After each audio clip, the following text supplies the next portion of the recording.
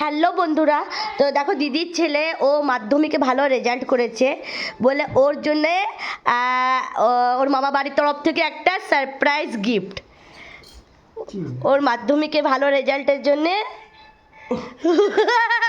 ও surprise হয়ে গেছে দেখে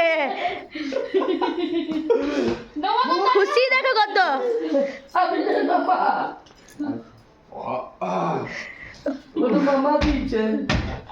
ও সারপ্রাইজ মানে কত বড় সারপ্রাইজ পেয়েছে সকাল সকাল লক্ষ্মী পুজোর দিন। মা বলেছিল আমি ফেলে দেবো, বোনাস ফেলে। বলা হয়েছিল ওকে যে ও ভালো যদি মাধ্যমিকে রেজাল্ট করে তাহলে ওর জন্য একটা ভালো গিফট থাকবে। তো এই দেখো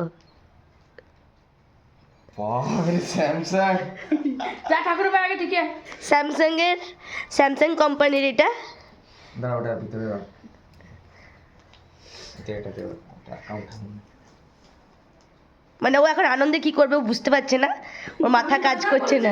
বাবুকে গাড়ি বাড়ি কিনে ছেড়ে দেয় না, খুব খুশি খুব খুশি।